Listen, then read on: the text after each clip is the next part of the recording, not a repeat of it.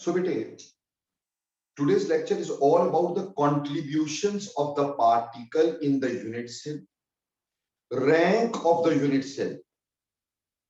ठीक, contribution of the particle in the unit cell, rank of the unit cell. ठीक, and then we do formula finding on that. तो question आज हमारा जो topic है, मैंने बोला contribution of the particles in a unit cell, and second thing is rank of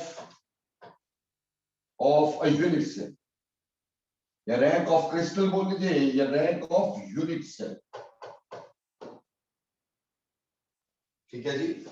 तो आज का टॉपिक हमारा ये रहेगा contribution of particles in a unit cell and rank of unit cell. Now when you talk about the contribution of particle in the unit cell, what does that means? बेटे जैसे हम अगर एक पैकिंग बनाते हैं, जो कि हम कल भी बनाए थे और अभी भी मैं थोड़ा सा बना के आपको दिखा रहा हूं, से मैंने एक पैकिंग बनाई बेटा. से दिस इज आवर पैकिंग. ठीक है जी. और इस पैकिंग में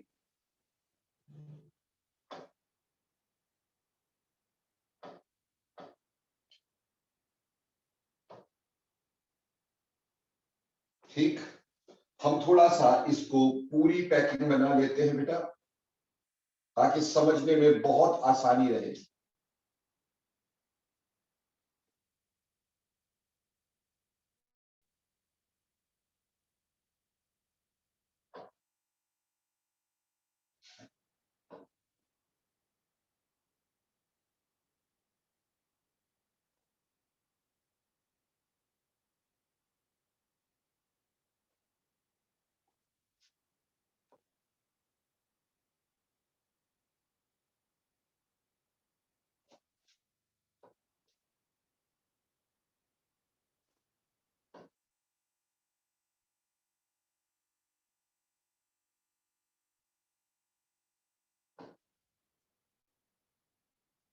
ओके.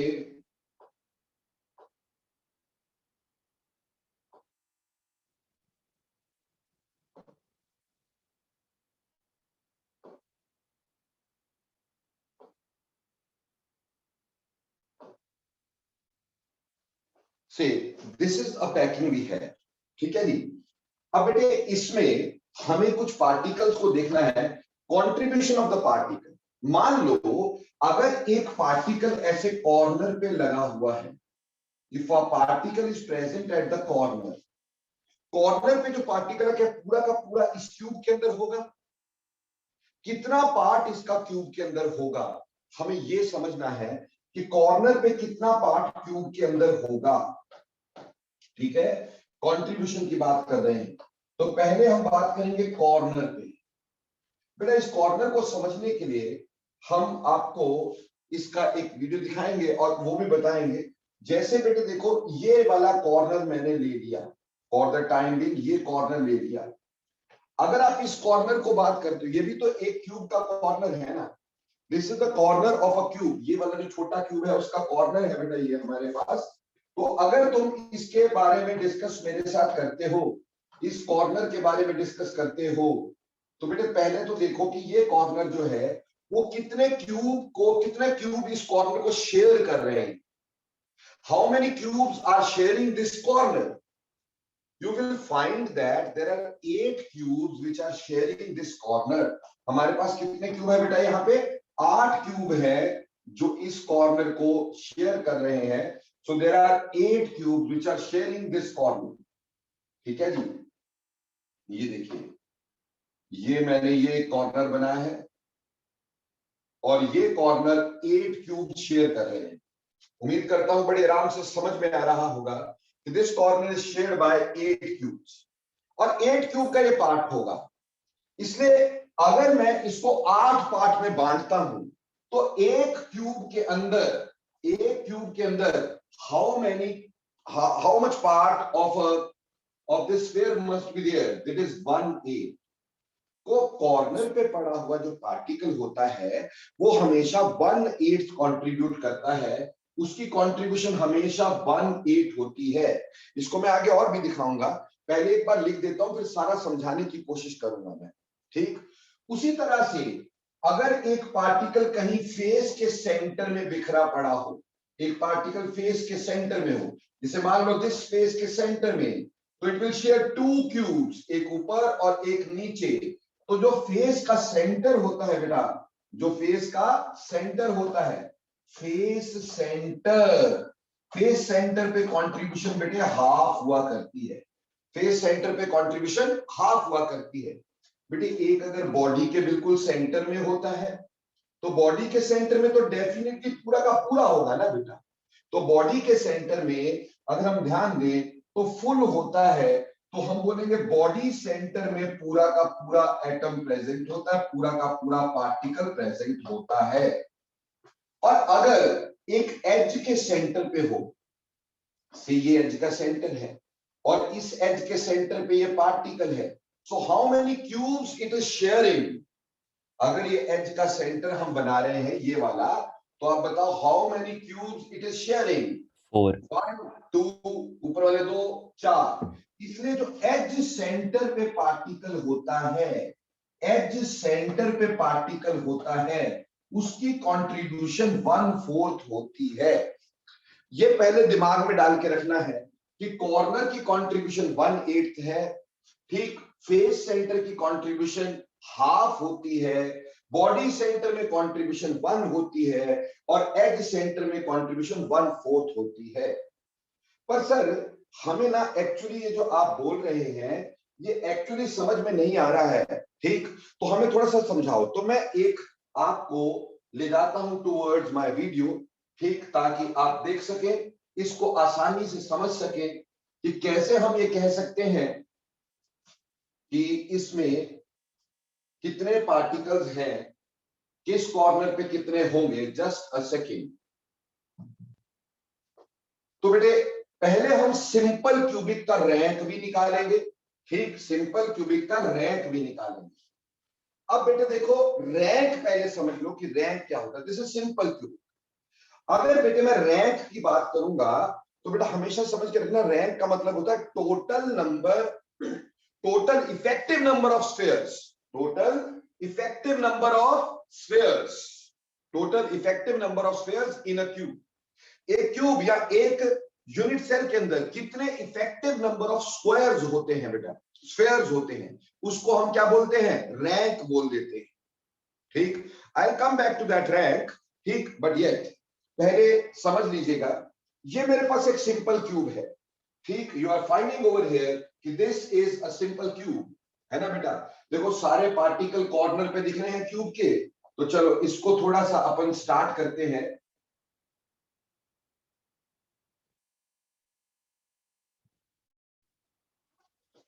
अब देखिए, ये एक सिंपल क्यूब हमें नजर आ रहा है। This is simple cube. ये कॉर्नर पे पार्टिकल लगे हुए नजर आ रहे हैं और ये क्यूब मैं शो कर रहा हूं, तो दिस इज सिंपल क्यूब भी है। बट एक्चुअली तो ये ऐसे होगा, एक्चुअली तो ये ऐसे होगा, एक मतलब सारे पार्टिकल एकदम से जुड़े हुए होंगे, है ना। वो तो हम जो पहले दिखाते हैं बेटा, जो हमने ये वाली आपको दिखाई है, this is called as open packing. क्या बोलते हैं इसको? Open packing.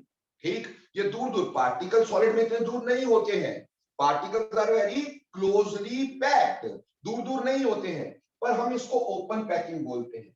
अब इसी ओपन पैकिंग में हम ये बता रहे हैं कि सारे कॉर्नर पे हैं और ये क्यूब है। ठीक, तो this will be a simple cube. अब ये पार्टिकल ऐसे एक्चुअली नजर आएंगे इस तरह से। ठीक, अब देखो बेटे, अगर मैं इधर ध्यान दूं, it will look like this, it will look like this. ठीक है बच्चे, ये हमारा यूनिट सेल है बेसिकली। ठीक, अब इसमें ये जो जगह आपको दिख रही है खाली, दिस वन, ये जगह जो दिख रही है हमारे को, this can be called as void. इसको क्या बोलते हैं? वॉइड बोलते हैं। चलो थोड़ा आगे चलते ताकि बिल्कुल क्लियर हो हमारे पास। ठीक, अब देखो बेटा, अब अगर हम इसको एक सर्कल मान लें, अगर हम इसको एक सर्कल मान ले, ठीक, if you think it is a circle, अगर आप इसको एक सर्कल मान लेते हो, ठीक, तो आप ये देखिएगा कि हमारे पास 1/4 पार्ट ये आया बेटे, 1/4 पार्ट ये आया बच्चे, 1/4 पार्ट ये आया, 1/4 ये आया, if it is a circle. अगर ये सर्कल होता, but actually this is not a circle, हम ये कह सकते एक स्फीयर को मैंने अगर आधा कर दिया, तो एक आधा सर्कल, एक आधा सर्कल, है ना। एक संतरा ले लो, अभी अपने पास एक संतरा है, नींबू रख लो, उसको बीच से काट दो, बीच से काटने के बाद ऐसा देखोगे तो this will be your 1/4 portion. अगर ये आधे का 1/4 है, ये हाफ का 1/4 है, तो पूरे स्फीयर का कितना होगा? ऑब्वियसली पूरे स्फीयर का ये 1/8 पोर्शन होगा। तो थोड़ा सा मैं इसको आगे ले जाता हूं ताकि आपको और भी ज्यादा क्लियर कर सकूं बेटे।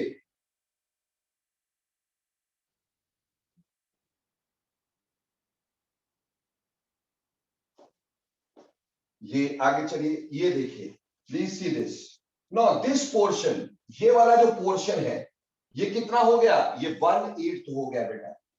ये 3 डायमेंशन में जा रहे हैं। सो ये जो पोर्शन हमारे पास आएगा, this portion, oh shit, I am sorry, ठीक, ये जो पोर्शन हमारे पास है, जस्ट सेकंड, अपन वहीं पे आ जाएंगे।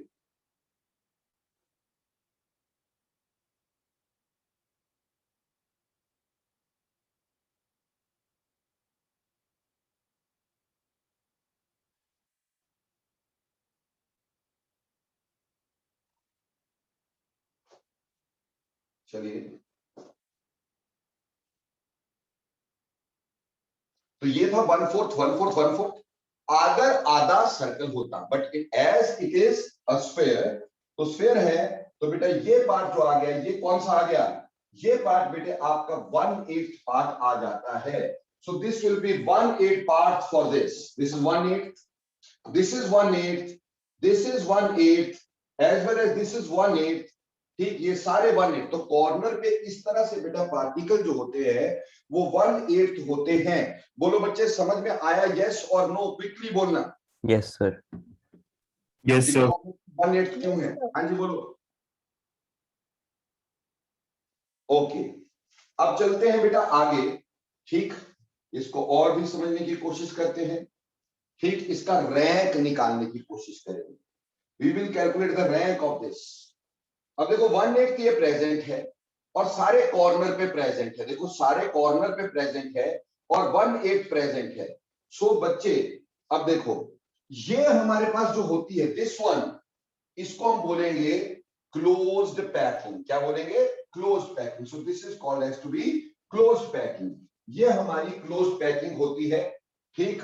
ये जो हमने ये लिखी है, दिस इज क्लोज्ड पैकिंग, ये क्लोज्ड पैकिंग है, यानी पास पास शो कर रहे हैं, ये क्लोज्ड पैकिंग कहलाएगी, ठीक। कलर थोड़ा सा चेंज कर देते हैं ताकि आपको क्लियरली समझ में आ जाए, ठीक। इसको मैंने बोल दिया क्लोज्ड पैकिंग, ठीक। एक्चुअली तो सॉलिड ऐसे ही दिखाई देंगे क्लोज्ड पैकिंग की तरह, ठीक है जी। लेकिन बेटे अगर मैं इसकी बात करूंगा, ये इसका ओपन पैकिंग है, ये इसका ओपन पैकिंग हो गया। सो this is open packing. Clear हो गया कि नहीं हो गया?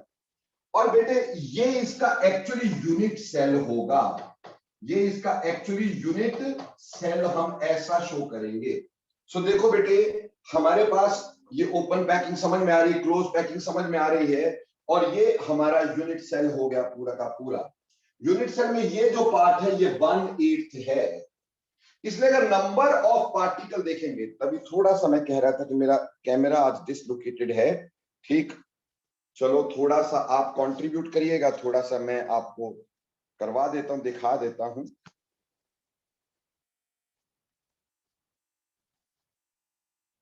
आई think so now it will be very clear. अब देखो बेटे, अब हम बात कर रहे रैंक की। तो बेटे जब आप रैंक की बात करते हो, रैंक होता है number of effective spheres, effective spheres, number of effective spheres in a unit cell, एक यूनिट सेल में कितने इफेक्टिव स्फीयर हैं, वो उसका रैंक कहलाता है। तो rank is number of effective spheres in a unit cell. जैसे बेटे अगर मैं number of atom in simple cubic देखना चाहता हूं, सिंपल क्यूबिक में हम देखें 1 2 ठीक 3 4 5 6 7 8 कॉर्नर्स पे ये पार्टिकल प्रेजेंट है। So particles are present at 8 corners, और हर कॉर्नर पे पार्टिकल कितना होता है बेटा, 1/8 होता है। तो हम यहां कर सकते हैं 8 इंटू 1/8। तो अगर मैं 8 इंटू 1/8 कर दूंगा तो टोटल 1 हो जाएगा।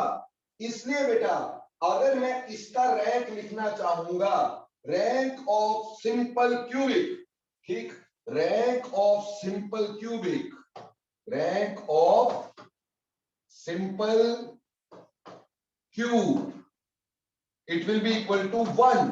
यानी इसके इस पूरे क्यूब के अंदर बना ये 8 पार्टिकल से है, बना कितने से है, 8 पार्टिकल से है, बट एक्चुअली इसके अंदर पार्टिकल टोटल कितने हैं, 8 है, क्योंकि यहां 1/8 इंटू 8 टोटल 1 पार्टिकल प्रेजेंट होगा। बोलो बच्चे, ये क्लियर हो गया पार्ट तुम्हें? Yes sir. ओके, सो आगे चलते हैं बेटा जी, ताकि हम और अच्छे से और चीजों को भी समझ सके। ये सिंपल क्यूबिक की हमने बात की। अब देखो बेटा सिंपल क्यूबिक से आगे मूव करते हैं हम लोग, ठीक, और अब हम बात करेंगे बॉडी सेंटर क्यूबिक की। इसके बाद ये तो हमने बता दिया कि भाई 1 इंटू 1/8। अब बॉडी सेंटर की बात करते हैं। Is this the body centre? We have corners पे पार्टिकल है और एक बॉडी के सेंटर में भी पार्टिकल है। We have particle in the corner and in the body centre. You can see this now, right now, ठीक। सो बॉडी के बिल्कुल सेंटर में और कॉर्नर पे भी पार्टिकल्स हैं। सो ये क्या हो गया, this will be called as body centre. So this is called as body centre. तो ये बॉडी सेंटर्ड क्यूब हो गया, centred cube. So this is body centred cube. ये बॉडी सेंटर्ड क्यूब हो गया बच्चे, ठीक है। आप देख रहे हो ये बॉडी के बीच में है और ये इसके हमारे आसपास है। ये बॉडी सेंटर्ड क्यूब हो गया बच्चे, ठीक। अब देखें, इसको थोड़ा आगे चलाते हैं अपन।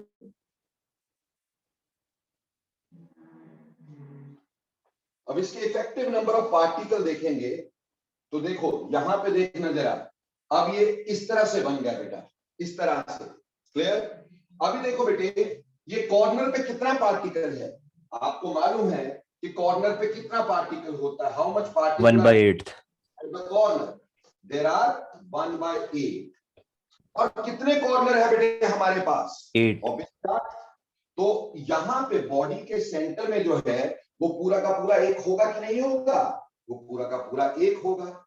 इस वजह से अगर मैं इसका रैंक निकालना चाहूंगा, that is rank of body centre, तो आप देखो ये 1/8 पार्ट ये दिखा रहा है, ठीक, और ये कॉर्नर वाले और ये पूरा 1 पार्ट बीच में बॉडी के सेंटर में आपको दिखा रहा है।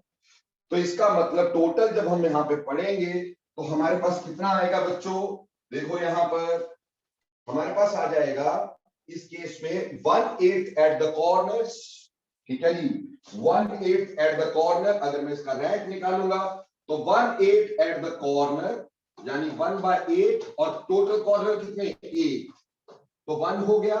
और एक बॉडी के बिल्कुल सेंटर में, सो 1 एट द बॉडी सेंटर, ठीक।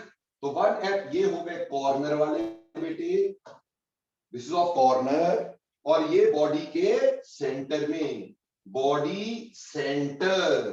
तो टोटल मिला के बेटे कितना हो गया, टोटल मिला के रैंक हो गया 2। तो rank of body centre cube BCC is equal to 2। बोलो क्लियर,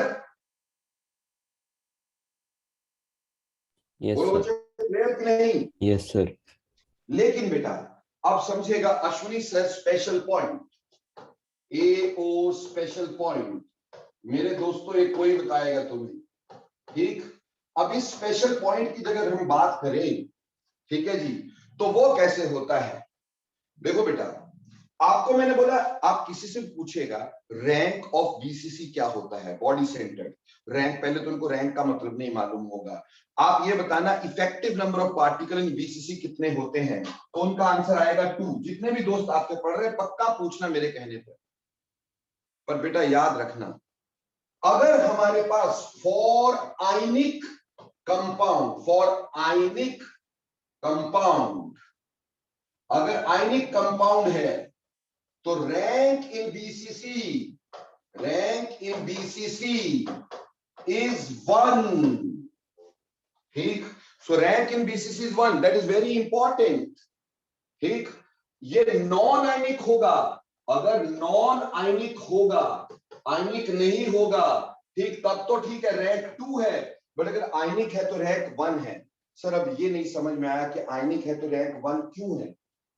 देखो बेटे, इसको समझाने के लिए let we take one example with us, and I take the example of say I'll take the example of caesium bromide.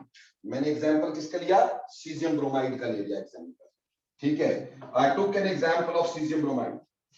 अब caesium bromide में कैसा होता है? It is body centre packing, BCC होता है ये, पर कैसे होता है ध्यान दीजिएगा। इसमें ब्रोमाइड जो होते हैं वो कॉर्नर पे होते हैं, bromide are present at corner, यानी this is bromide, this is another bromide, this is another bromide, this is another bromide, ऐसे ही ये पीछे वाला ब्रोमाइड, यहां पीछे वाला ब्रोमाइड, यहां पे भी पीछे वाला ब्रोमाइड, यहां पे भी पीछे वाला ब्रोमाइड। तो यानी bromide are present at the corner, bromide कहां प्रेजेंट है? कॉर्नर पे। तो और सीजियम जो होता है, caesium 1 positive, that is present at body center, cesium 1 positive at body center, तो अगर मैं बोलूं कि नंबर ऑफ ब्रोमाइड आयंस बताओ, तो नंबर ऑफ ब्रोमाइड आयन कैसे निकालेंगे बेटा? Bromide are present at the corners, तो कॉर्नर्स पे 1/8 कंट्रीब्यूशन इनटू 1 इनटू 8 जगह पे है, तो टोटल ब्रोमाइड कितने आए? 1 आ गया। टोटल ब्रोमाइड कितने आए? 1 आया। और अगर मैं बोलूं number of caesium 1 positive ions, अब बोलो बेटा सीजियम 1 पॉजिटिव आयन इसमें कितने हैं? Yes 1 definitely. तो इसमें एक सीजियम एक ब्रोमाइड है। तो अगर बोलो number of caesium bromide molecule, अब इसमें कितने सीजियम ब्रोमाइड मॉलिक्यूल है बेटा? एक ब्रोमीन एक सीजियम मिला करके obviously 1 caesium bromide molecule, 1 caesium bromide molecule, ठीक है जी, समझ में आई? Yes sir. तो बेटे जैसे हमारी गाड़ी में 4 टायर होते हैं, तो क्या हम बोलते 4 गाड़ियां चल रही हैं? नहीं ना, हमारे लिए वो एक ही गाड़ी है। लेकिन अगर वो बाइक के लिए होते तो 2 बाइक्स बन जाती, 4 टायर्स की 2 बाइक्स बन जाती। लेकिन अगर गाड़ी के लिए हैं तो वो 4 की एक ही बन रही है। सिमिलरली अगर बेटे हमारे पास सारे एक ही होते, एक ही तरह के होते, नॉन आयनिक में सारे एक ही तरह के होते, अगर सारे एक ही तरह के होते तो बीसीसी का रैंक कितना होता? 2 होता बेटे, तो बीसीसी का रैंक 2 होता। लेकिन बेटे अगर आयनिक है तो ब्रोमाइड कितने हैं बेटा? देखो 1/8 into 8, यानी ब्रोमाइड भी एक है और सीजियम भी एक है, तो total number of caesium bromide molecule कितने हो जाएंगे टोटल मिला के? एक ये तो टोटल मिला के एक ही रहेगा ना सीजियम ब्रोमाइड। क्लियर मेरे बच्चों? सहज? हाँ जी बेटे, क्लियर है? हाँ जी। एंड निष्ठा, इज इट क्लियर बच्चे? Yes, sir. ये पॉइंट किसी ने बताना नहीं है बेटा, ये क्या, जब आगे क्वेश्चन आएंगे बेटा डेंसिटी पे, सबसे इंपॉर्टेंट पार्ट ही अगर हम देखें सॉलिड्स में वो डेंसिटी होती है बेटा। डेंसिटी पे कल को क्वेश्चन तुम्हें आएंगे, और उसमें ना ज्यादातर लोग क्या करते हैं, डेंसिटी पे क्वेश्चन आते हैं, ठीक, और आप देखिएगा पुराना पेपर देखिएगा, आप पुराने पेपर में देखेंगे 90% उसमें बॉडी सेंटर पे क्वेश्चन आते हैं, 90% क्वेश्चंस कम एट बॉडी सेंटर, और उसमें भी आगे 70% आयनिक क्रिस्टल में ही होते हैं। और डेंसिटी में हमें रैंक भरना होता है, तो जनरली बंदे आयनिक क्रिस्टल में 2 रैंक भर के निकाल देते हैं, फिर बोलते हैं आंसर गलत था। आंसर गलत नहीं था, तुम्हारा करने का तरीका गलत था। तो याद रखना है बीसीसी एक एक्सेप्शन है, इस बात का ध्यान रखना है कि अगर इसमें आयनिक कंपाउंड आता है तो उसका रैंक 1 लेना है बीसीसी में, अगर नॉन आयनिक आता है तो उसका रैंक 2 लेना है बीसीसी में। उम्मीद करता हूं ये बात समझ में आ गई। नाउ आगे चलते हैं बेटे, अगला वाला पार्ट हम पढ़ने की कोशिश करते हैं, ठीक।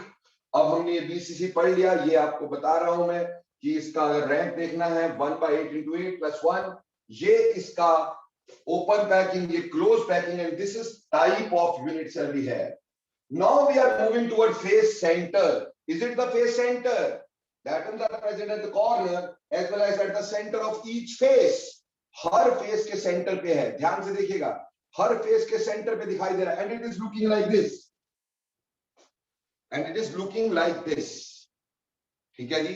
ये फेस सेंटर हो गया हमारे पास, दिस इज फेस सेंटर। अब बेटे थोड़ा सा आगे लेके चलता हूं, देखिएगा थोड़ा सा, अब ये बन गया बेटा, देखो ये क्लियर क्लियर। अब इसमें हमें रैंक निकालना है, you have to calculate the rank in this, ठीक, you have to calculate the rank in this, ठीक है जी। अब अगर इसमें आप रैंक निकालोगे, एक बात बताओ, कॉर्नर पे कितना प्रेजेंट है, how much the particle is present at corner? 1/8. 1/8. That is very sure. अब यहां पे क्या तुम्हें दिख रहा है कि फेस के सेंटर में कितना होगा? Half. Half, sir. 1/2. ठीक, अब तो हमें समझ में आ ही रहा होगा कि हाफ कैसे होता होगा, how it could be half, क्योंकि अभी आपको बिल्कुल क्लियर किया है।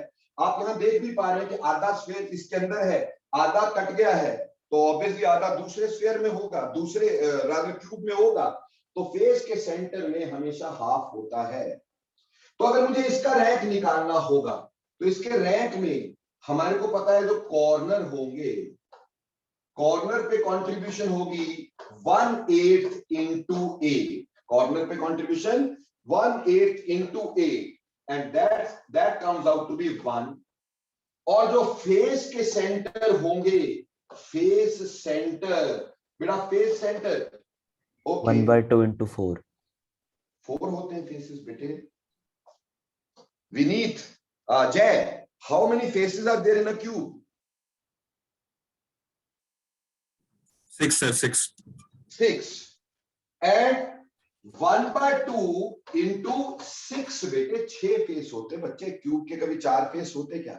वो तो बेटा आपके पास एक स्क्वायर हो गया, ये क्यूब है 3 डायमेंशनल, ठीक। तो यहां पे आ जाएगा आपके पास 3, तो 3 + 1 4, यानी इसका रैंक कितना आएगा? एफसीसी का रैंक 4 आएगा, ठीक। एफसीसी का रैंक कितना आएगा? 4 आएगा। तो देखो मेरे बच्चों, मैं अगेन से तुम्हें इसको आगे लेके चलता हूं ताकि आप आराम से इसके रैंक को समझ सकें। See this is how it is 3 dimensionally shown, ठीक। अब आप आराम से प्लस पे 1/8 पोर्शन है, ठीक है जी। और ये जो आ रहा है बीच में देखिएगा, ये वाला, ना देखिए है ना भाई, ये 1/8 कॉर्नर वाला 1/8, और फेस के सेंटर वाला हमारे पास कितना होगा? कॉर्नर पे 1/8 और फेस के सेंटर पे, कॉर्नर पे 1/8 और फेस के सेंटर पे बच्चे, कॉर्नर पे एटम प्रेजेंट है 1/8, 8 कॉर्नर × 1/8, फेस के सेंटर पे 6 फेसेस एंड 1/2 पर फेस, तो 3 + 1 and that gives us 4, ठीक है जी, that will give us 4. So that is how the rank can be 4 in FCC. उम्मीद करता हूं ये बात आपको अच्छे से समझ में आ गई होगी। और इसको दोबारा से एंजॉय योर वीडियो, ताकि आपको पूरी तरह से क्लियर हो जाए कि ये कैसे कैसे होगा। ठीक, जस्ट अ मिनट, ये अगली वीडियो है भाई, इसकी अभी जरूरत नहीं है हमारे को। सो अभी आप ये बिल्कुल क्लियर है कि हमारे पास कॉर्नर पे पार्टिकल 1/8 होते हैं, फेस सेंटर पे पार्टिकल हाफ होता है, बॉडी सेंटर पे पार्टिकल 1 होता है, और एट द सेंटर अगर कहीं पे होगा तो पार्टिकल 1/4 होता होगा। ठीक है जी, क्लियर हो गया कि नहीं हो गया? फटाफट से बता दीजिएगा यस और no, is the thing is clear और नॉट। हाँ, लेक्चर अपलोड हो जाएगा यार, उसकी तुम चिंता नहीं करो, अभी का बताओ। मैं शाम की पहले सोचते हो, अरे पहले अभी तो करो। ये क्लियर हो गया कि नहीं? Yes, sir. Yes, sir. हमें रैंक भी समझ में आ गया, सिंपल का रैंक क्या है, फेस सेंटर का रैंक क्या है। ठीक, ये क्लियर हो गया हमारे को। अब देखो बेटा, before going to formula finding, we will study one more very important thing, very very important thing, please ध्यान दीजिएगा। ठीक, ये आपकी एनसीईआरटी में नहीं है, this is not in NCERT जो मैं आगे तुम्हें पढ़ाना चाह रहा हूं। ये कंट्रीब्यूशन मैंने बता दिया, यूनिट सेल में रैंक ऑफ यूनिट सेल बता दिया, but before going to formula finding we have to do something more. बेटा अब हम डिस्कस करेंगे elements of symmetry in a cube. क्या डिस्कस करेंगे? Elements of symmetry in a cube. वैसे तो एलिमेंट ऑफ सिमेट्री कहीं पे भी पूछे जा सकते हैं, हेक्सागन में भी पूछे जा सकते हैं, बट अगर आपको पता होंगे तब तो आप बता पाएंगे कि एलिमेंट ऑफ सिमेट्री क्या होते हैं। ठीक, तो जरा सा थोड़ा ध्यान देंगे ताकि आपको मैं पूरी तरह क्लियर कर सकूं कि एलिमेंट ऑफ सिमेट्री हम किसको बोलते हैं। ठीक, देखिए बच्चे, एलिमेंट ऑफ सिमेट्री 3 तरह के होते हैं। एलिमेंट ऑफ सिमेट्री 3 तरह के होते हैं। One is called as plane of symmetry. One is called as plane of symmetry. ठीक, another is called as axis of symmetry. ठीक, axis of symmetry. And third one is center of symmetry. Center of symmetry. तो मेरे प्यारे प्यारे बच्चों, अपने को ये 3 चीजें पढ़नी है कि प्लेन ऑफ सिमेट्री क्या होता है और एक क्यूब के अंदर कितने प्लेन ऑफ सिमेट्री हुआ करते हैं।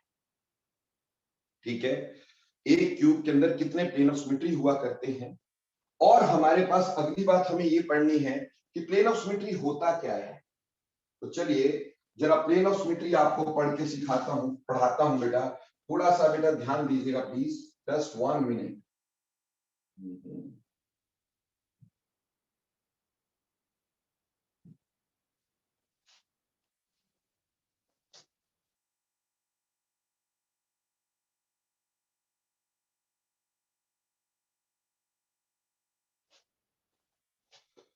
Now, when you talk about plane of symmetry, ठीक, देखो बेटा प्लेन ऑफ सिमेट्री की जहां तक बात करें, प्लेन ऑफ सिमेट्री पढ़ने के लिए पहले हम एक 2 डायमेंशनल फिगर अगर ले लें, ठीक, 2 डायमेंशनल फिगर ले लें और उससे प्लेन ऑफ सिमेट्री पढ़ना शुरू करें, तो उसके लिए मैं आपको जस्ट अ मिनट एक वीडियो दिखाता हूं ताकि आपको प्लेन ऑफ सिमेट्री के बारे में अच्छे से समझ में आए कि क्या प्लेन ऑफ सिमेट्री होता है। जस्ट गिव मी 1 मिनट मोर।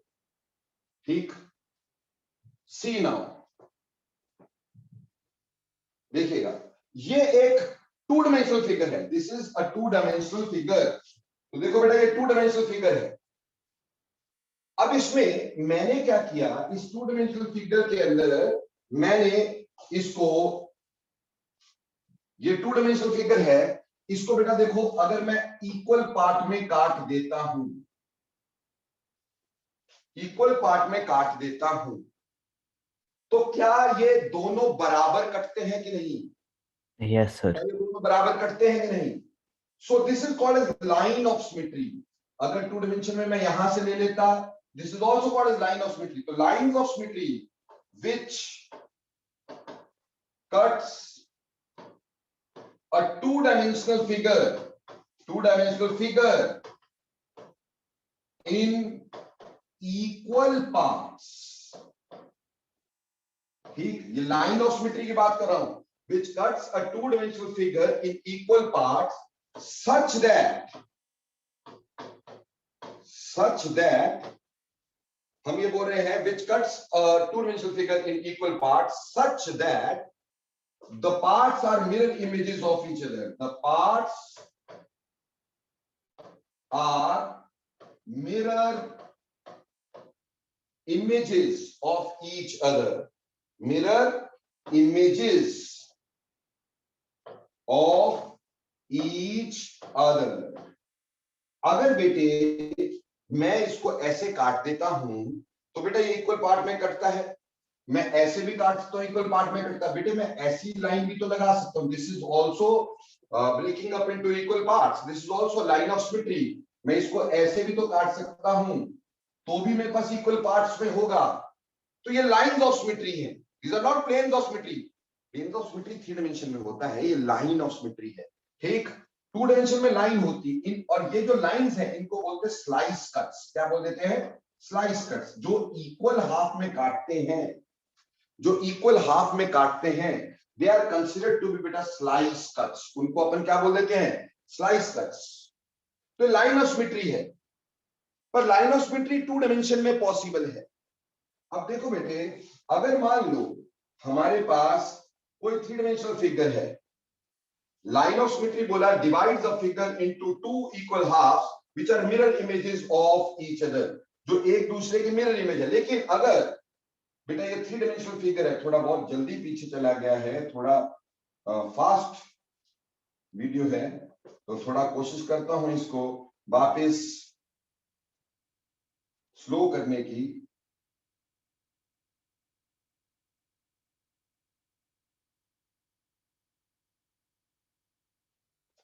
अभी ध्यान से देखिएगा, this is a 3 dimensional figure, a cube.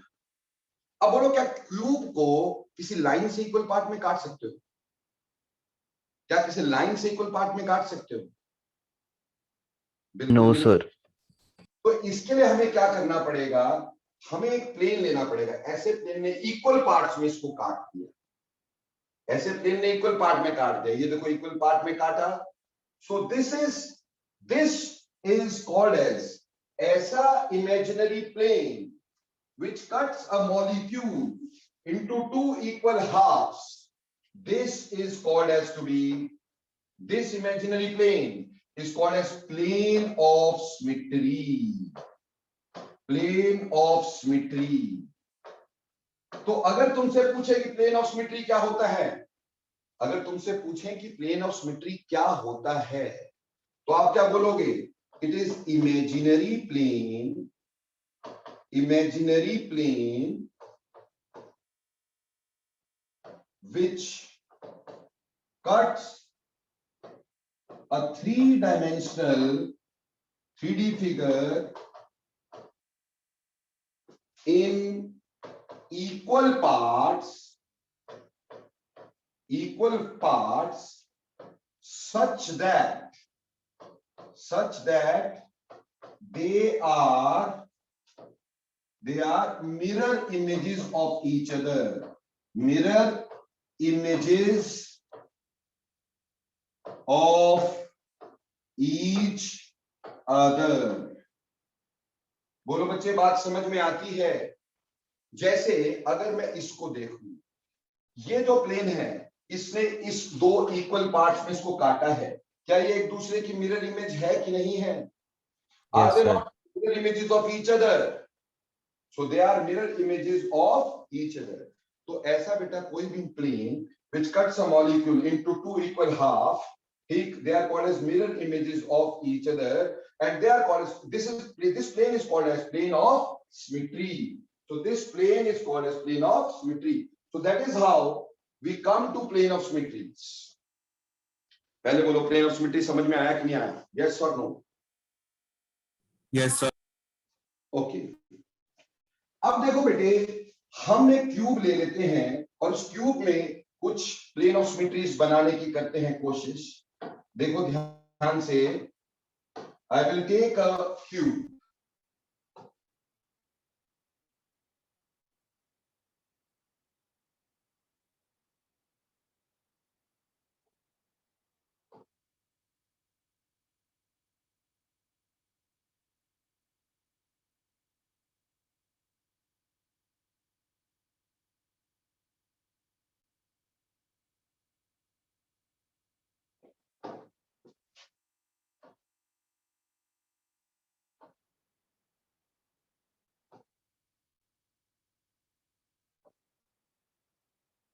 So I have taken this cube, ठीक।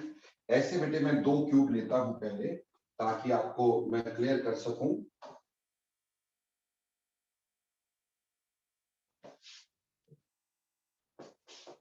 ओके,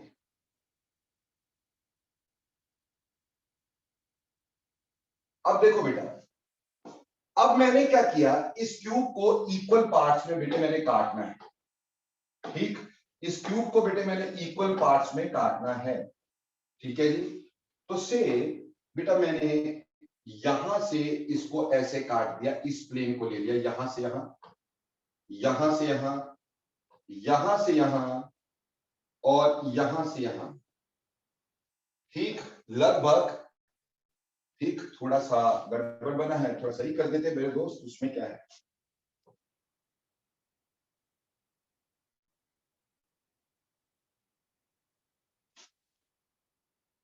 ठीक,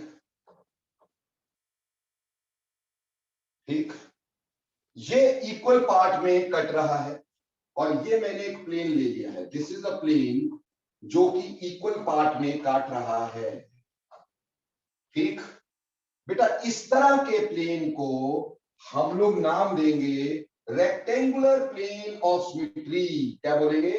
rectangular plane of symmetry, rectangular plane of symmetry. So this will be called as rectangular plane of symmetry. I think so आप बात समझ में आई कि rectangular plane of symmetry किसको कहेंगे, ठीक।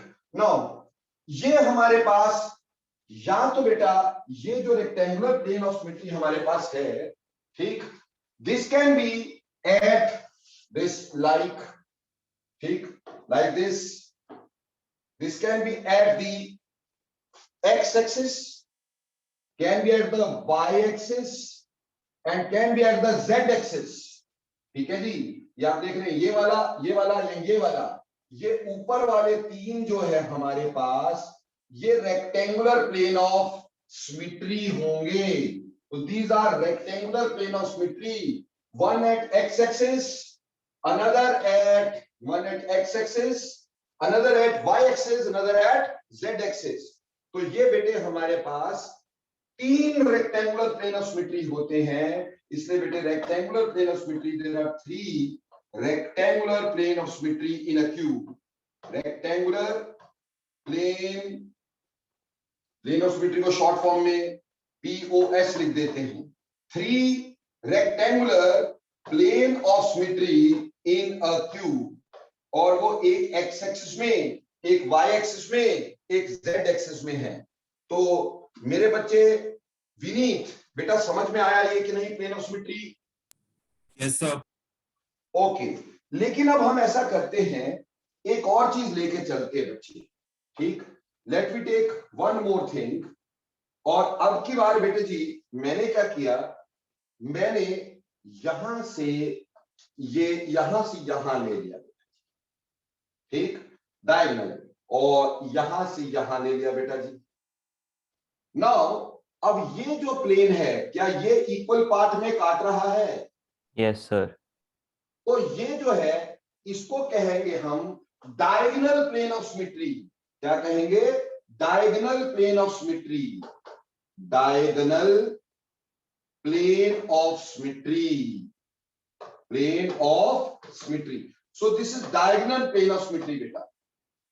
अब डायगोनल प्लेन ऑफ सिमेट्री कितने होंगे? देखो बहुत सिंपल है, इसको निकालने का भी एक तरीका था, इसको निकालने का भी एक तरीका है। इसको निकालने का तरीका क्या है? अब ये देखते कि इसमें रेक्टेंगुलर प्लेन में क्या इन्वॉल्व हो रहा है। बेटा एक फेस ये इन्वॉल्व हो रहा है और एक फेस ये इन्वॉल्व हो रहा है। Two faces are involve, two faces are involve, ठीक है जी। इसमें 2 फेस इन्वॉल्व हो रहे हैं, एक ये वाला फेस और एक ये वाला फेस। तो 2 फेस इन्वॉल्व हो रहे हैं in one rectangular plane of symmetry, ठीक। एक रेक्टेंगुलर प्लेन में हमारे पास 2 फेसेस इन्वॉल्व हो रहे हैं। टोटल फेसेस कितने होते हैं बेटा? क्यूब के टोटल फेसेस 6. तो 6 टोटल फेस हैं। एक बार में 2 हो जाते हैं, तो 6 divided by 2, there are 3 rectangular plane of symmetry.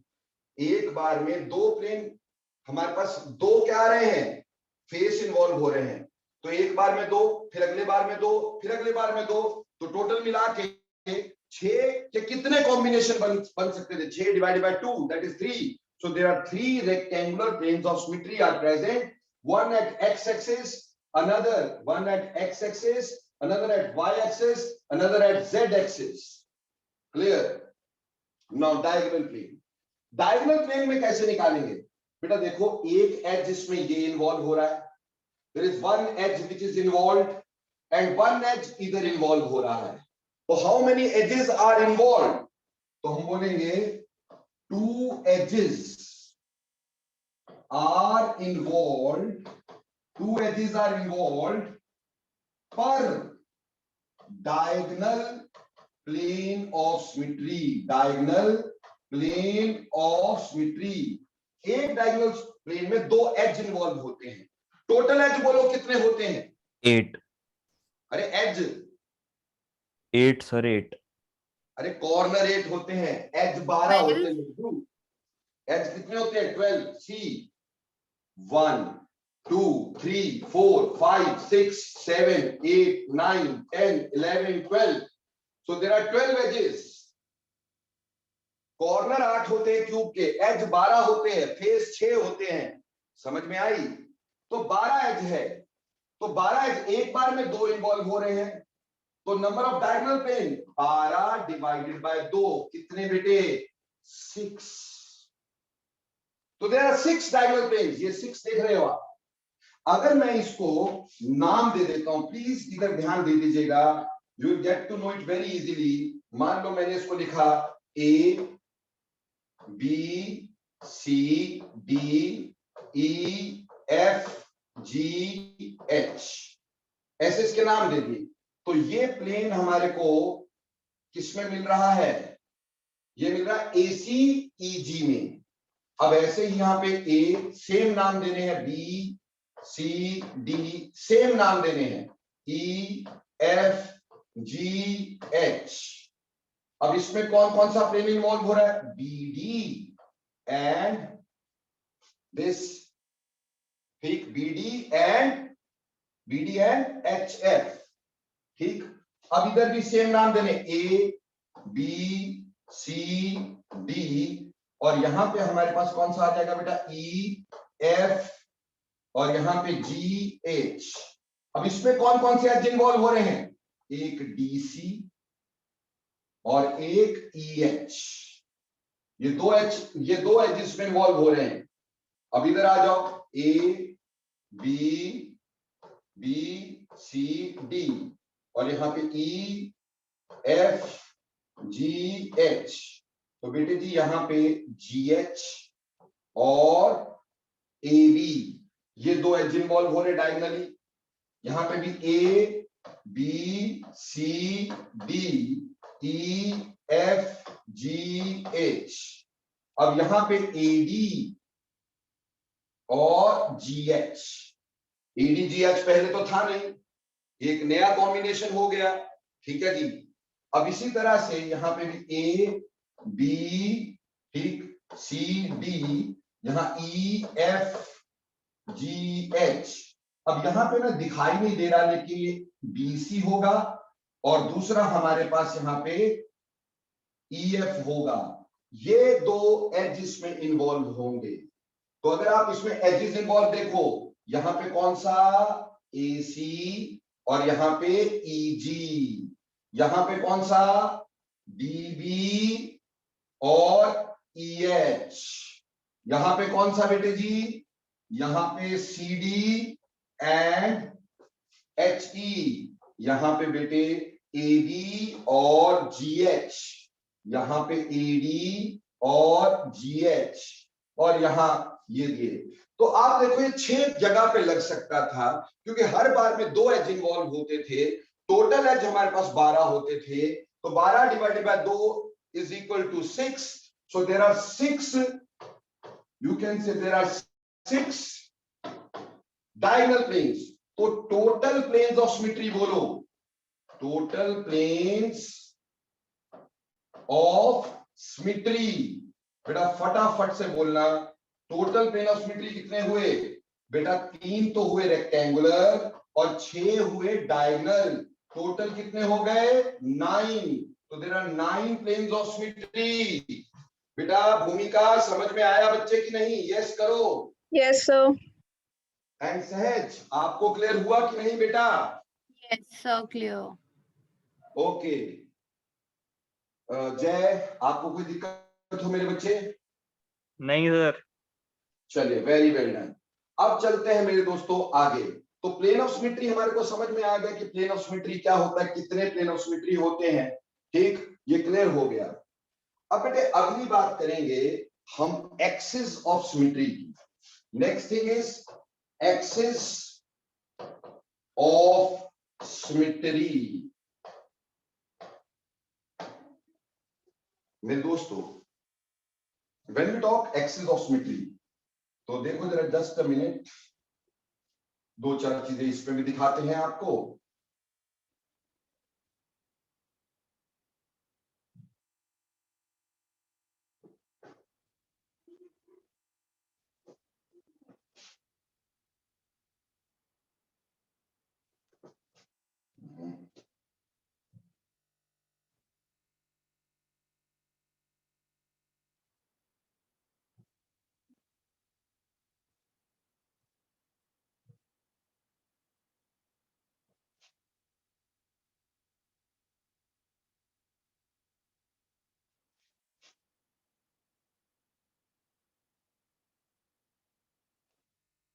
ठीक, so I think so figure is quite too bright, है ना?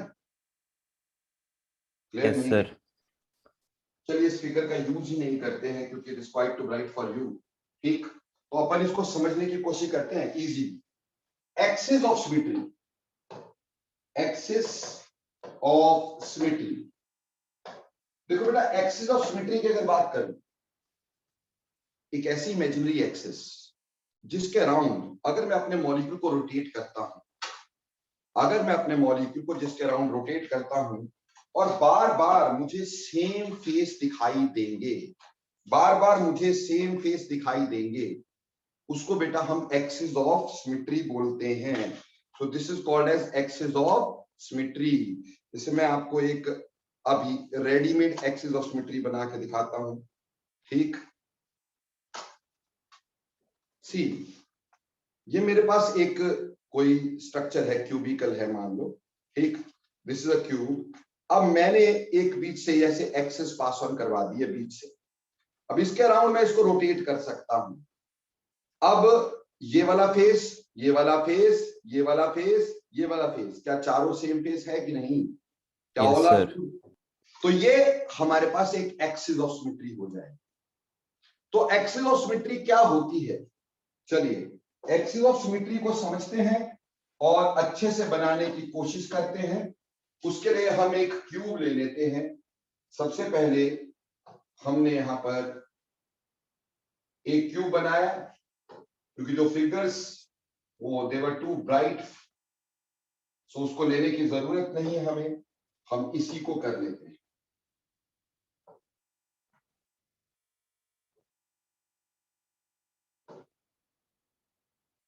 This is one cube we have.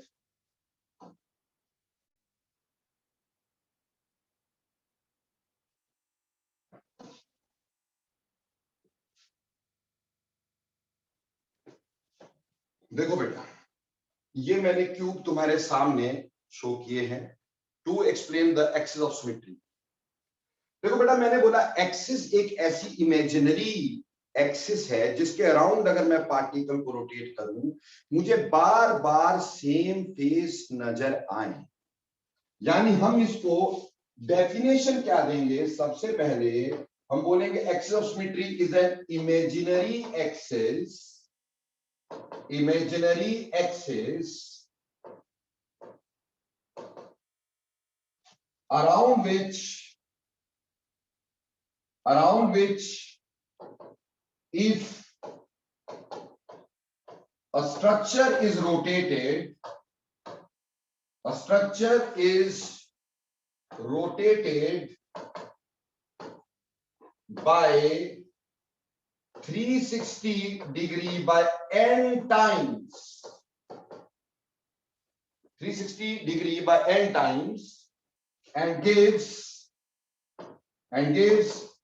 same faces again and again, same faces again and again, same faces. Just a second, इसको थोड़ा नीचे ले आते भाई, यार अकेला तो क्यों नहीं आ रहा है?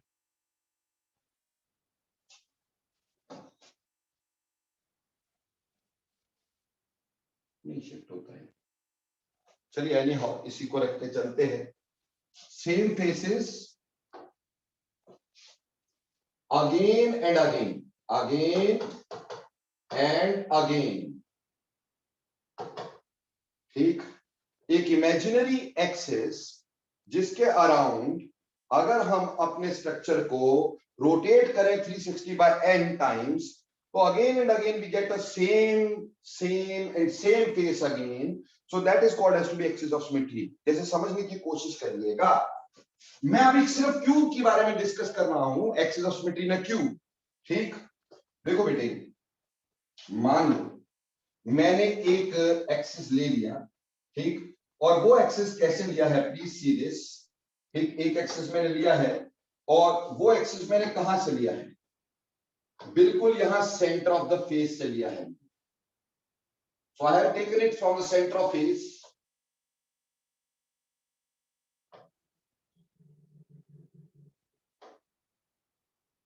एक फेस से लिया और दूसरे फेस से बेटे मैंने बाहर निकाल दिया, ठीक। इस तरह से करके एक फेस से मैंने ये एक्सिस ली है और दूसरे फेस से मैंने इसको बाहर निकाल दिया है, ठीक है जी। इस फेस से मैंने ये ली है और इस फेस से मैंने इसको बाहर निकाल दिया है, क्लियर। अब इसके अराउंड बेटे, इसके अराउंड मैं इसको मूव करवाऊंगा, I have to move it around this 360 by n, मतलब 360 डिग्री अगर मैं इसको रोटेट करूं, बताओ कितनी बार सेम फेस नजर आएंगे। इसको अगर मैं 360 में रोटेट करूंगा, फटाफट बोलो कितनी बार सेम फेस नजर आएंगे? हर बार। अरे कितनी बार? पहली बार ये अगले वाला, दूसरी बार ये, तीसरी बार ये, चौथी बार ये, तो 4 बार 360 में 4 बार हमें सेम फेस नजर आएगा, ठीक। क्यूब के अगर हम ये वाला एक्सिस लेते हैं, पासिंग फ्रॉम, हमने बोला axis passing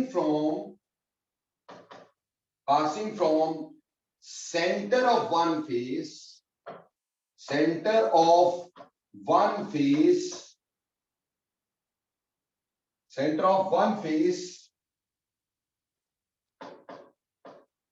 to the center of opposite face, ठीक है। तो इसमें आपको 4 बार सेम दिखाई देगा, तो इसको बोलते हैं 4 fold axis. This is called as 4 fold axis. 4 fold axis, या इसको बोलते हैं हम लोग, या इसको बोलते हैं टेट्रेड एक्सिस। 4 फोल्ड एक्सिस या फिर बोलते हैं टेट्रेड एक्सिस।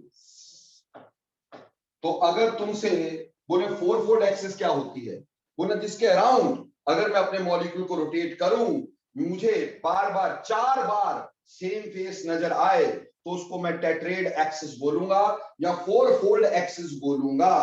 बोलो बेटे 4 फोल्ड एक्सिस समझ में आया क्या होता है? जल्दी बोलिए यस और no. Yes sir. Yes, sir. अब ये कितने होंगे ये देखना है। तो इसमें इन्वॉल्व क्या हो रहा है, सबसे पहले ये देखिए कि what is involve in here. 2 faces are involved per axis। तो फटाफट से बोलिएगा, how many axis, tetrad axis can be there? How many tetrahedral axis can be there? आपने बोला दो फेस इन्वॉल्व हो रहे हैं, एक क्यूब के कितने फेस होते हैं? क्विकली बोलो। एक क्यूब में कितने फेस होते हैं?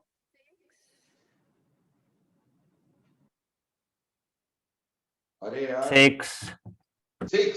तो 6 को डिवाइड कितने से करोगे? 2 से। कितने आ जाएंगे? 3। कितने आ जाएंगे? 3।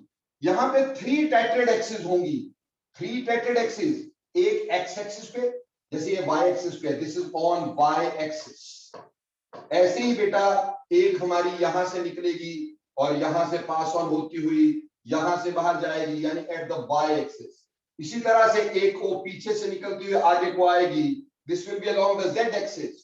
तो हमारे पास बेसिकली देखा जाए 3 4 फोल्ड एक्सिस होती हैं।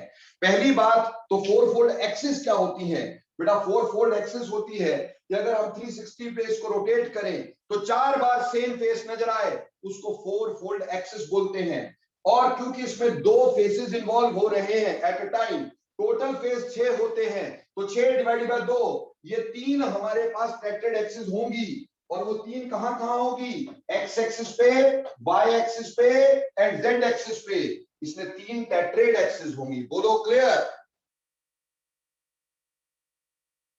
Yes, जल्दी बोलो sir. बेटा, जल्दी, quickly. Yes, sir. Yes, sir. Yes, sir. Okay, next बात। अब अगर मैं ऐसा करूं बच्चे कि एक ना अपनी लाइन जो है वो यहां से पास करवाऊं, इस एज के सेंटर से पास करवाऊं, एज के सेंटर से, और दूसरे एज के सेंटर तक ले जाऊं, एक एज से दूसरे एज के सेंटर तक। इसके अराउंड अगर मैं रोटेट करूंगा ना बेटा 360, तो एक बार ये अगला फेस, एक बार ये पिछला फेस, सेम फेस तो दो। अब ये बिल्कुल इस एज से इस एज तक है, तो बेटा एक बार ये फेस दिख रहा है, एक बार पिछले वाला फेस दिखाई देगा। तो ये कहलाती है two fold axis, two fold axis या फिर डायड एक्सिस। अब डायड एक्सिस किसको बोलेंगे? हम बोलेंगे axis passing through, axis passing through center of one edge to another, center of one edge to another, that is twofold। उसमें 2 बार same हमारे पास face नजर आएगा, एक बार अगले वाला, एक बार पिछले वाला, तो 2 बार सेम फेस नजर आएगा। तो ऐसे को डायड एक्सिस या टू फोल्ड एक्सिस बोलते हैं। अब इसमें क्या इन्वॉल्व हुआ? इट इन्वॉल्व्स, क्या इन्वॉल्व हुआ इसमें? हमने कहा इट इन्वॉल्व्स टू एजेस। इसमें 2 एज इन्वॉल्व हुए।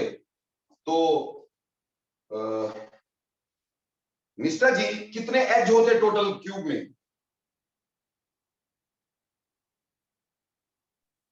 So 12. Edge in a cube.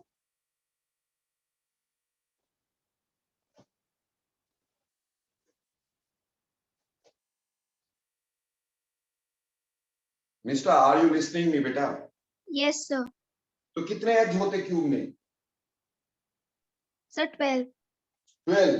अब एक में 2 इन्वॉल्व हो रहे हैं, तो 12 divided by 2, how many dyad axis are there in a cube? There are 6 dyad axis, there are 6 dyad axis. ये 2 ले लो, फिर ये 2 ले लो, ऐसे अलग अलग लोगे तो 6 डायड एक्सिस बनेंगे हमारे पास, 6 डायड एक्सिस बन जाएंगी। क्लियर? ये डायड एक्सिस थी। अभी सारे बच्चे बोलो डायड एक्सिस क्लियर हुई कि नहीं हुई? Yes.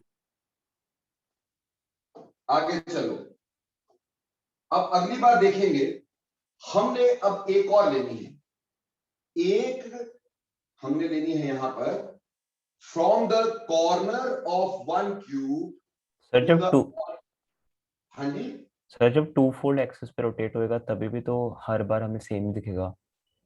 तो हर बार सेम ही दिखनी चाहिए, एक्सिस ऑफ सिमेट्री बोलते हैं उसके, उसको है जिसके अराउंड अगर रोटेट करें तो हमारे को सेम फेस बार बार दिखाई दे, उसी को तो एक्सिस बोलते हैं भाई। इसमें भी सर 4 बार ही दिखेगा। कैसे 4 बार दिखेगा, मुझे दिखाओ जरा। देखो बेटे, ये मेरे पास एक डब्बा है और इसमें मैंने यहां से शुरू करके यहां तक, अब मैं इसको रोटेट करूंगा, इस एक्सिस को ऐसे रोटेट करूंगा, एक फेस ये और एक फेस ये, 2 ही बार नजर आएगा, तीसरा कब आएगा मेरे भाई? Yes sir. ठीक, तो यहां पे हमारे पास ये डाइड एक्सिस होती है, इसमें 2 ही बार नजर आएगा, एक अगला ये वाला फेस और ये पिछला ये वाला face.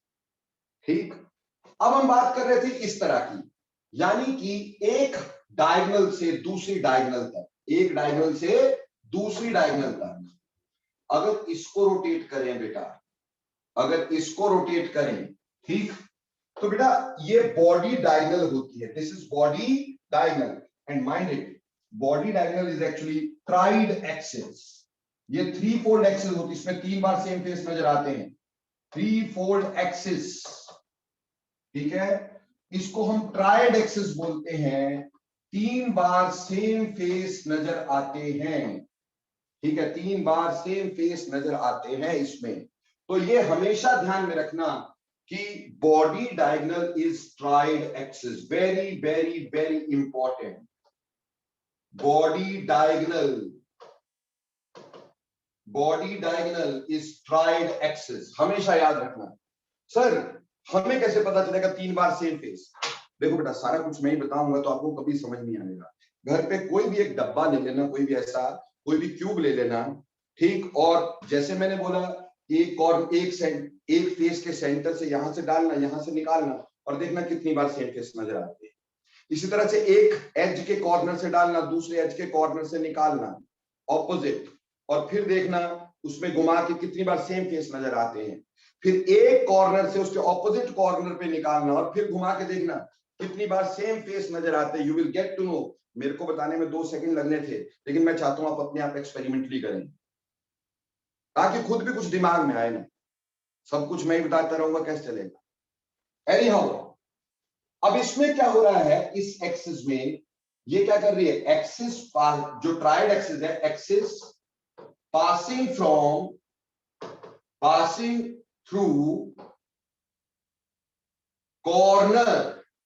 one corner to opposite corner,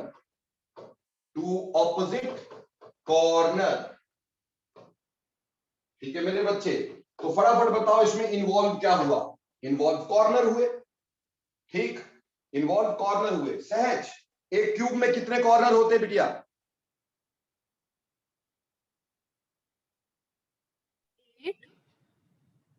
एक क्यूब में कितने कॉर्नर होते हैं बच्चे? 8। Yes 8, definitely 8। तो यहां पे 8 divided by 2, how many? 4 3-fold axes are there.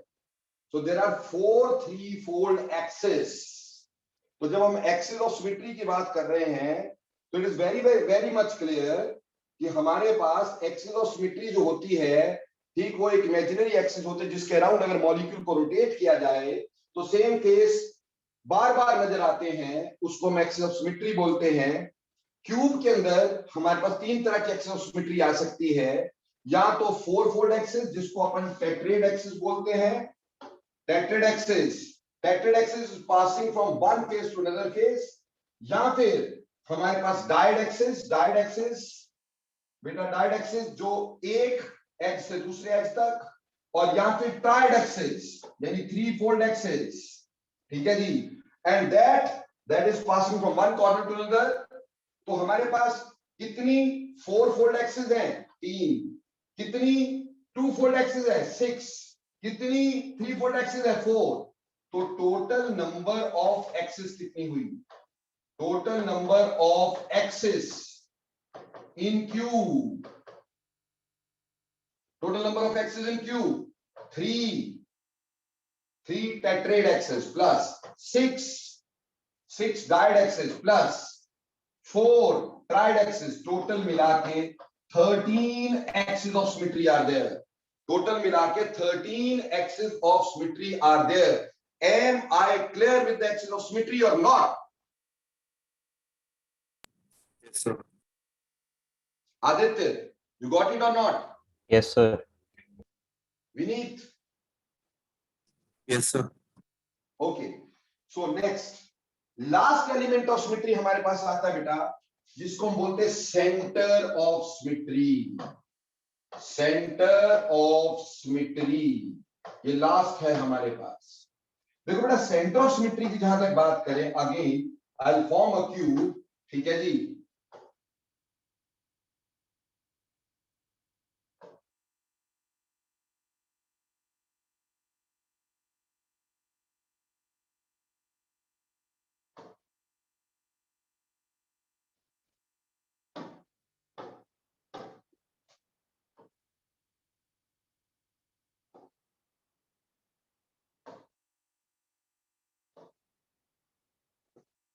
ठीक, अब हम आगे चलते हैं। इसमें हमने क्या किया बेटा, एक ऐसा इमेजिनरी सेंटर ले लिया जहां से सारी जगह की दूरी बराबर हो, जहां से सारी जगह की दूरी बराबर हो। ठीक, जैसे हमने ये ले लिया बेटा। अब यहां से आप किसी भी साइड की दूरी ले लो। ठीक, आप चाहो तो यहां से आप यहां की दूरी ले लो,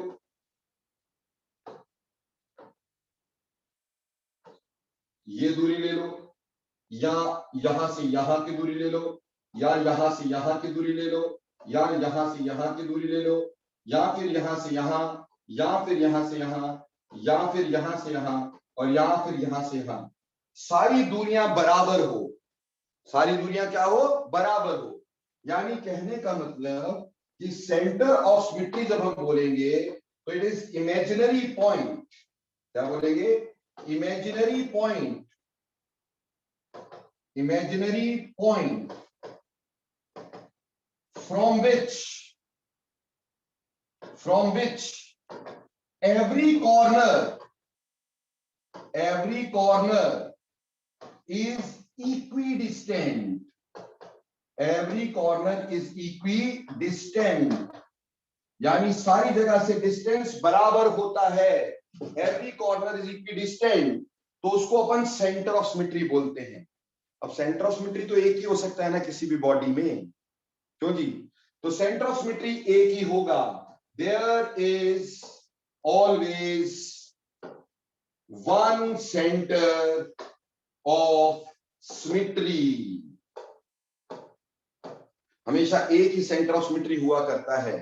तो उम्मीद करता हूं ये बात आपको क्लियर हो गई होगी। बोलो, सेंटर ऑफ सिमेट्री समझ में आता है? Yes sir. Okay, now moving further बेटा, अब हमें यह समझ में आ गया कि हमारे पास एलिमेंट ऑफ सिमेट्री क्या होते हैं। तीन एलिमेंट आपको बताया था, प्लेन ऑफ सिमेट्री, ठीक, एक एक्सिस ऑफ सिमेट्री, और एक हमारे पास centre of symmetry. Now how many total elements of symmetry are present basically in a cube? देखो बेटे, प्लेन ऑफ सिमेट्री कितने हैं? ठीक, 3 rectangular plane of symmetry plus 6 diagonal plane of symmetry, total 9 planes, total 9 planes. ये समझ में आ रहा? RPOS rectangular plane of symmetry, DPOS diagonal plane of symmetry.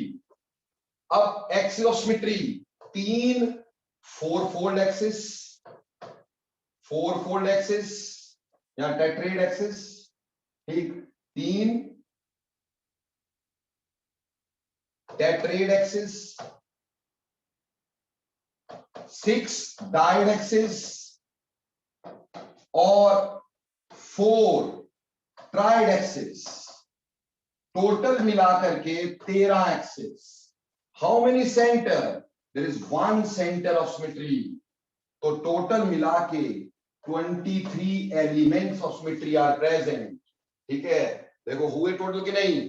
So therefore 23 elements of symmetry are present in a cube. एक cube के अंदर 23 element of symmetry हुआ करते हैं। बोलो बेटा, 23 के 23 समझ में आए? Yes sir. अब आपका एक छोटा सा होमवर्क देता हूं, दिमाग लगाना सारे बच्चे, ठीक? आपने क्या करना है, एक हेक्सागन लेना है। क्या लेना है? Hexagon, like this. ठीक, सोचना है इसके बारे में।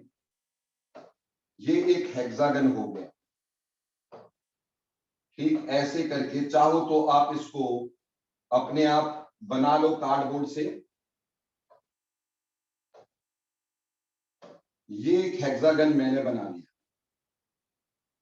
आपने इसके एलिमेंट्स ऑफ सिमेट्री मेरे को बताने हैं। Elements of symmetry of hexagon, elements of symmetry of hexagon. बोलो बेटा, ये होमवर्क रहेगा तुम्हारा। आपने हेक्सागन के एलिमेंट ऑफ सिमेट्री मेरे को बताने हैं। ठीक, तो अब लास्टली बोलो बेटा, सारी चीजें समझ में आई आज प्यार से? Yes sir. कोई दिक्कत तो नहीं? No sir. बेटे आपको मैं भेज दूंगा इसकी रिकॉर्डिंग्स भी सभी को, so don't worry about that. Recording हमेशा आपको मिलती रहेगी। ठीक,